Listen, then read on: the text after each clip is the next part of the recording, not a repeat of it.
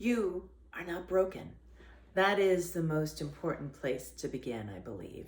As a clinical couples therapist and certified sex therapist, oftentimes I see people think that they are broken and they need to be fixed, and that is why they're going to therapy. Or if you're into blame, you imagine that your partner is broken and that they need to be fixed. And the truth of the matter is, I don't fix broken people. That's not the framework nor the paradigm that I engage for therapy. What I imagine is that there's a deficit in the skills and that there's an opportunity to learn skills to increase capacity so one can have a more intimate and satisfying relationship. So my name is Tara Galliano. I am a clinical counselor, couples counselor, and certified sex therapist. And oftentimes in my private practice, who I'm seeing are heterosexual, cisgender, vanilla, monogamous couples who are in some form of a committed relationship. Sometimes I will see that version of coupleship in a same-sex couple with the same similar parameters, in that it is monogamous and somewhat vanilla, and they're following more traditional roles. Occasionally, I will see people who are exploring kink or open relating or consent or kind of the edges of pleasure. And I want to give you that context because most of the people that I'm speaking to in this video are heterosexual couples. And my desire is to use inclusive language to see if you can identify yourself in this video, knowing that the context of whom I'm normally seeing in my practice and who these strategies may apply to are those people. Okay, so thank you so much for joining me. And what I'm going to cover today is sexless marriage and essentially what it is. So I'm going to begin with 10 because that is the number, and the number doesn't actually capture the loneliness, the confusion, the resentment that people feel. But 10 is the metric that defines, at least in clinical terms, what a sexless marriage is. So sex happens 10 times or fewer in the year to be defined as a sexless marriage. So that's less than one time a month. And the number doesn't capture the connection. So it could be that you have sex 4 times a year, but you feel deeply satisfied and connected to your partner. Yay, you! I love that. And then you're probably not seeing me. Noted. However, if you have sex maybe 12 times throughout the year, but you're feeling deeply disconnected to your partner, alone, resentful, right? Confused, then maybe you're in a sexless marriage because the frequency is low and the quality of connection is also not satisfying. And so I would say it is those two features that are significant in a sexless marriage. So the definition that I apply when couples are coming in and wanting to know if they're in a sexless marriage is it significant and sustained gap between the desires and the frequency of what actually is happening in terms of the sexual connection, and is it accompanied by distress, right? Because if there is distress, that's a defining factor. And it is not just a number. It is not just 10. And that is important because it is the quality of the relationship is in addition to the quantity. Because frequency alone, it can be a misleading metric. So I just want to stay with that point. Okay. And so the next piece I'm going to go over is desire. And desire is the thought that I would like to have sex, right? And arousal is the physiological response, which includes engorgement and lubrication and increase in heart rate. And there is often a high desire partner and a low desire partner. And so when they come together, there's a gap. And that can change. I mean, our partner's desire and our own desire may never always be equal, right? That's kind of this myth. However, it does vary. And sometimes one person may have a higher desire on a regular and consistent basis. Noted. However, here, when it is in terms of a sexless marriage, the high desire partner often feels chronically rejected because they are often the one who they were initiating, but they're no longer initiating because of the increase of the rejection. And then often they are tracking the days, the weeks, the months without sexual connection because they desire it so much.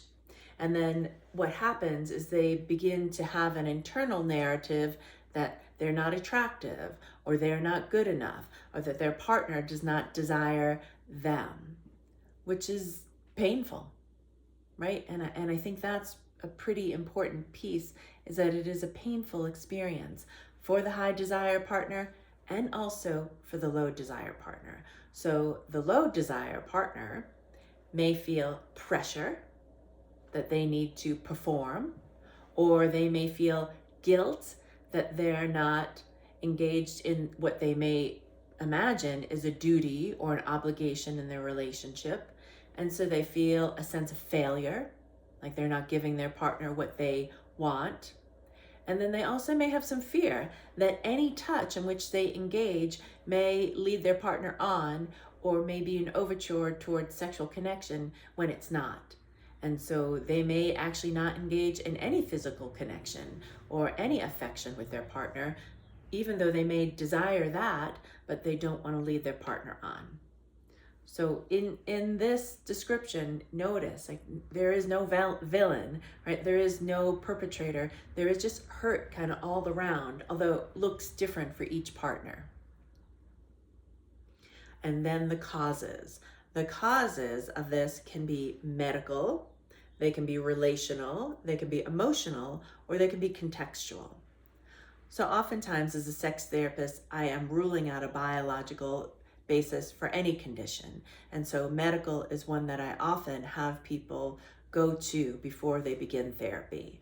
I want them to check their hormones, right? Because if your hormones are fluctuating because of menopause, or because you have low testosterone, or because you just gave birth, right? There's many different reasons why our hormones fluctuate, then it could be impacting your desire. You could be on a medication that is also impacting your desire, right? SSRIs, which are used as antidepressants, are often a medication that people may be taking that are impacting them to decrease their level of desire, or to decrease their libido, as one might say in common language, right? And then also, just looking at my notes, oh yeah, chronic pain. When you're in chronic pain, oftentimes you don't feel like being sexual. Or maybe you've just had surgery, right? Which I guess is a little bit of context, but it's also medical, right? That there are reasons why the body does not want to engage in a sexual act. And those need to be considered. Then there are also the relational components, which is oftentimes what leads people to my door. So it could be that there's been a conflict, or there are elements of contempt or criticism, kind of John Gottman's The Four Horsemen, right, or stonewalling. Or there could be history of betrayal or infidelity. And those are significant ways where there have been essentially a rupture in the relationship where there is not a sexual connection. And so oftentimes that needs to be repaired in order for there to be sexual connection, because we can't bypass it, even though we imagine that our partner is actually not angry with us or is not going to be aggressive towards us. Our nervous system is different than our mind, than our logical mind, and our nervous system may actually need a different form of repair where safety is reestablished. And that's a critical piece of what it is that I teach couples in terms of regulating their nervous systems or co-regulating their nervous systems so they can begin to open up with each other in a more vulnerable and intimate way. There can also be emotional factors like trauma, similar to the ones that I described in the relational realm, but also trauma that has nothing to do with the partnership. Maybe somebody was in a car accident, which also could be medical, but it could also just be emotional, and that there's been an impact and there are ways that the person is struggling with being in a more relaxed or parasympathetic state. And so to be in a sexual state is challenging with themselves or with their partner. Also, in terms of emotional, there's body image, there's stress and burnout, and let's see, I'm going to look at my notes here. Mental load. So I just said a lot there, but I'll come back to body image because body image is not exclusive to women. Men struggle with body image as well, and I see both more and more the rise of people struggling with body image and how when they don't feel comfortable or confident within their own body, then it is hard to imagine that somebody else may find them attractive or sexy. And so then there's a shutdown and there's a disconnect and there's an inability to be sexual with their partner because they don't feel good in their own body. And then there is what I was saying a moment ago about mental load and stress and burnout, which also impact one's emotional sense of self, where there may be a shutdown and a lack of desire to be sexual because there's such a level of burden within one's being that is hard to imagine pleasure because there is just so much stress and worry and anxiety. So that was medical, relational, emotional, and the last one is contextual, which I didn't go over, which is often life, right? It's kind of like we've got kids, or we've got aging parents, we've got people that we need to take care of, and then it is difficult to prioritize our intimate time, so we don't. And what happens then is that kind of life takes over, and the children, who can be really demanding, right, who take up a lot of attention, can be solely the focus of attention, and then the intimate relationship is neglected. And that can also happen if you have aging parents, and then if you have both, right? You have both children and aging parents, it is a lot to contend with. And so it does not seem viable to have any time to oneself, let alone to the intimate relationship. And so then what I oftentimes see people is that they're living together as roommates, right? They're living together in a way where they imagine that everything is good enough, right? The kids are being taken care of well enough. The parents are being taken care of well enough. The house, the mortgage, the rent is all being paid. The bills are getting paid. And so then there's a desire that is denied, right? There is a denial of pleasure because that's just one more thing to put attention to that they just don't have the capacity for.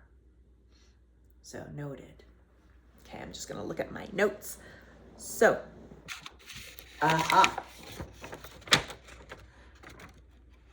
So yes, so sexless is not just a number. It is not just 10. It is usually a symptom of something else. And so let me remind you is that you are not broken and you've not failed, right? If you're experiencing the symptoms of a sexless marriage and you have maybe narrowed down the causes, but you're not sure, all of that is fixable, right? If you desire to change something, what it is oftentimes, as I said in the beginning, it is an opportunity to learn the skills to change the situation. And the skills can be taught if you really want to learn. And I teach people how to have more pleasure. And I teach couples how to communicate effectively so they can step out of the blame, right? But begin to understand what is happening and what it is that they actually want to have, and that nobody's broken, and that there's just really this opportunity to learn more and implement those skills. So if this resonates with you, I really look forward to you joining me for the next video, which is actually going to be a longer video on learning the skills of what needs to happen. So teaching you some effective strategies to implement if you're experiencing a sexless marriage. And then the final video in this series is frequently asked questions. So thank you so much for joining me today. It has been a privilege and an honor to speak with you. And please drop some questions in the chat, like this channel if you found this helpful, and I look forward to making more videos that are pertinent to you. Much love.